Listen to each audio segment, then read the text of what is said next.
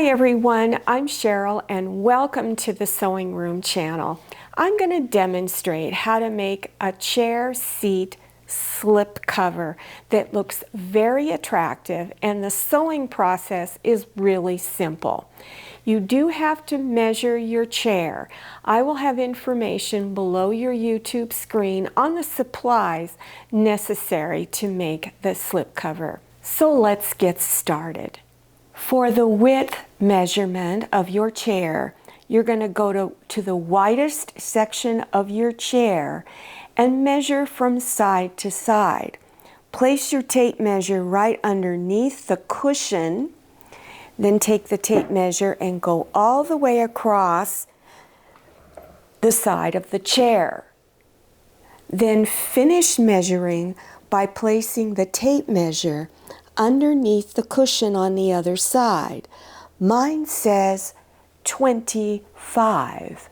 Next, measure the chair seat from the front to the back underneath the cushion. So place your tape measure underneath the cushion, go all the way to the back of the chair underneath the cushion, and mine says 24. So after you've measured your chair from side to side and from front to back, you're going to add 13 inches to each one of those measurements. So you will need a large piece of fabric because you're going to draw these measurements onto fabric. It doesn't need to be fancy or any specific color.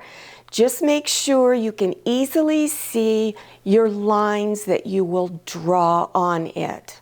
Now, take those measurements that you did from the front to back and from side to side, add 13 inches to both of those measurements. Then draw those measurements onto your fabric. And it's going to almost come out as to a perfect square, but not quite. One section will be a little shorter than the other. Now place the fabric back on your chair seat and make sure that you have 6.5 inches below your cushion on each side, including the front side. So it's on 3 sides right now that you have 6.5 inches hanging below. Now, to measure where your wood pieces are in the back, you're going to measure one on your left and right side of your chair. And lift up your fabric, and you're going to draw a line from the front side of your wood. So go back and forth. You can either use chalk, a pencil, or a pen.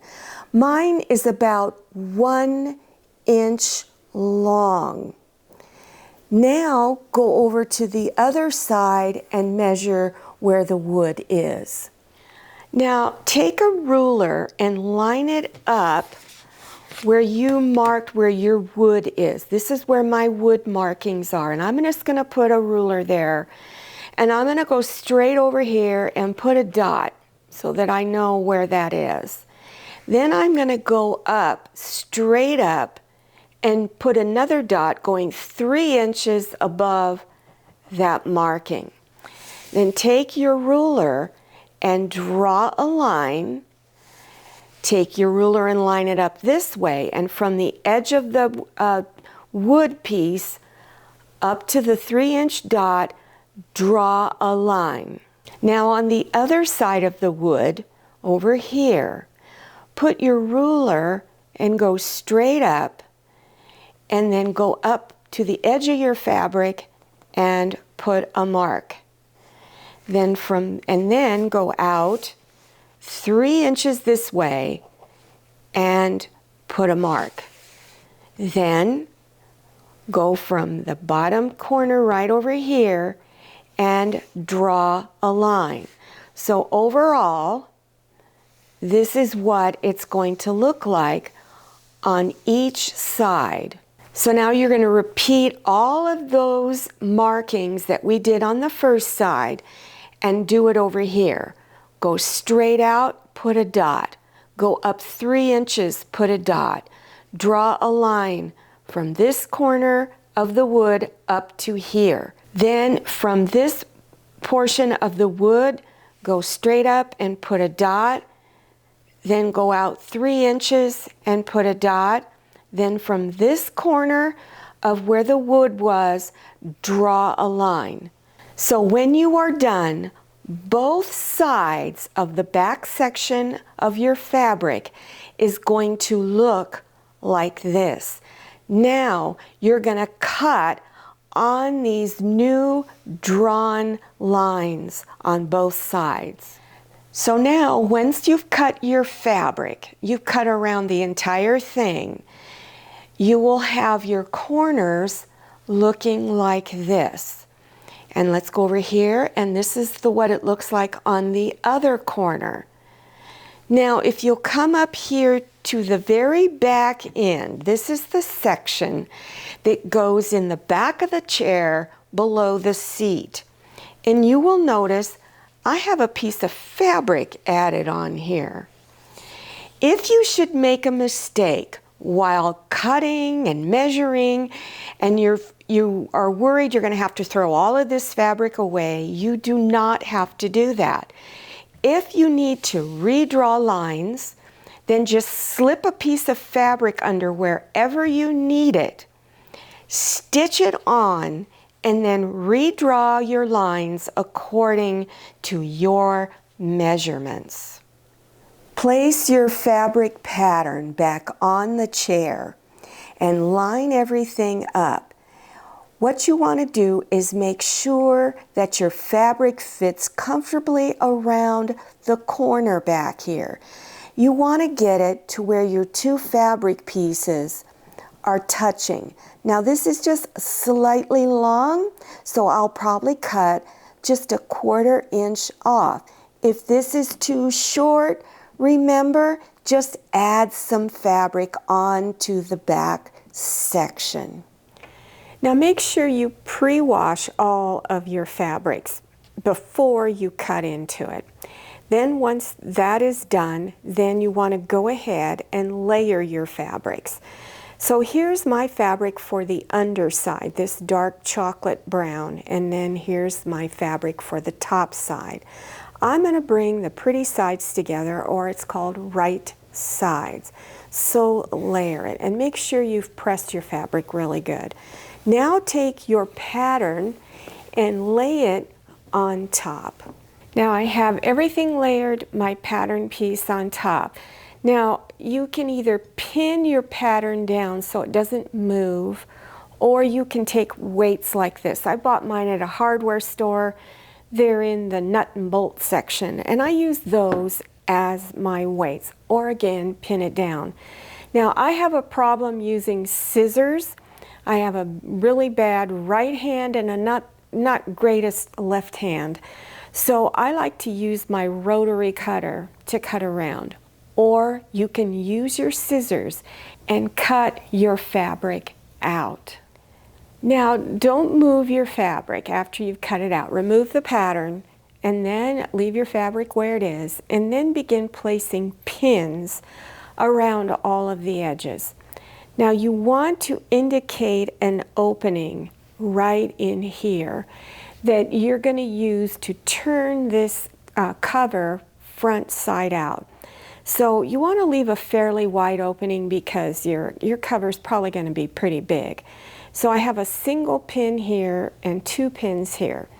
This is where I'm going to start stitching, and I'm going to stitch a 1/4 inch seam, and I will go all the way around completely back up, and I'll stop here, and I will back stitch at each end of that opening.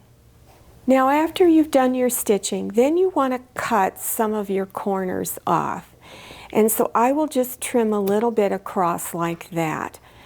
Any place where it's curved like this, you want to go in and do little slips, cut little slits all the way in through here. And on your corners, Again, cut some of it off. Your two front corners, cut some of it off, and then of course the other back side area.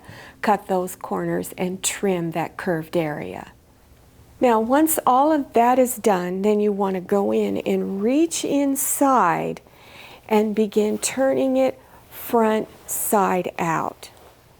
Now this is one that I have all done, so I'm going to show you how to close up that back opening.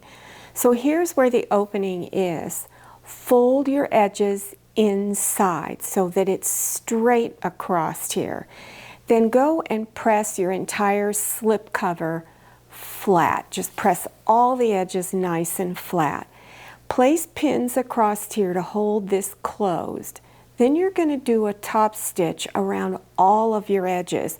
So you're going to come in about 1/8 of an inch from the edge, as you can see here, and stitch all the way around the entire slip cover. To make the ties to hold the pieces together in the back of the chair, I use double fold bias tape. So it comes in a package like this. It's made by Wrights. You can buy this at some fabric stores. My Walmart sells it, but not all Walmarts will sell this. Or you can also go on the internet and purchase it there. Go to Etsy, go to Amazon, anywhere you like to go.